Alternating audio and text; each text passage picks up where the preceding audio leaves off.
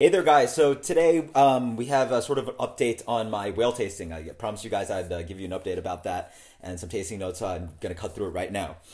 First beers we started off with were New Glarus VSP and Southampton Black Raspberry Lambic. Two very rare black raspberry lambic beers. For me, the New Glarus easily beat the Southampton. The New Glarus was just wonderfully tart, but also jammy. Wonderful amounts of that kind of a bitter slash sour seed quality that you get in a raspberry or strawberry kind of thing.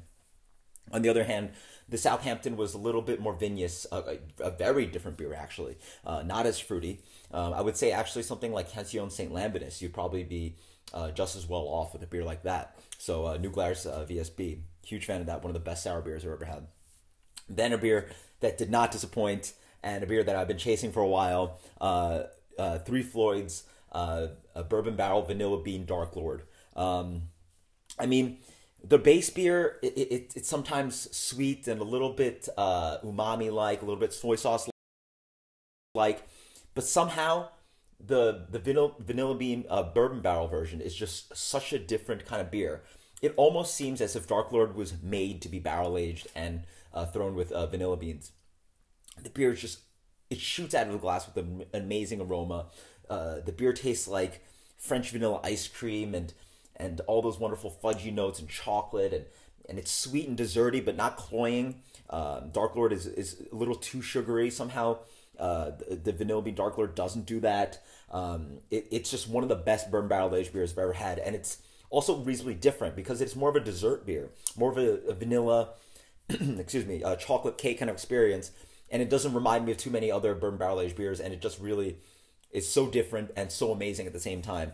I couldn't in good conscience tell you to chase after that beer because it is so hard to get, but it is one of the best beers I've ever had. I really like that beer.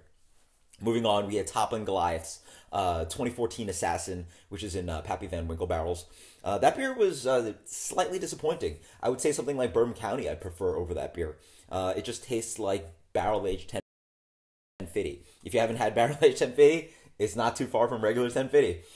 It's a wonderful beer. It's an amazing barrel-aged beer, but didn't quite live up to the hype for me. Moving on, we also had Vanilla Rye, Goose Vanilla Rye, and Proprietor's 2014. The Vanilla Rye I still stand by my opinion. I've had it on tap twice and the bottle's the same. It's just too vanilla extracty for me. Just doesn't really combine too well with the beer. I imagine that Vanilla Rye will get better with age. On the other hand, 2014 Proprietors is the best variant. One of the best variants, sorry. I've had all the variants, and Proprietors 2014 is one of the best.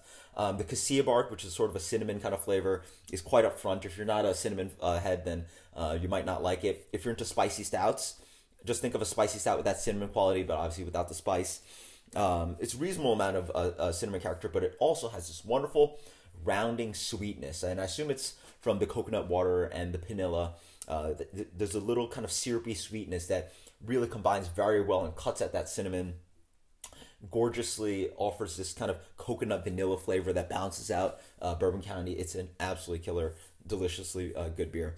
Moving on, moving on, we also had New Glarus VSP, which is their peach lambic.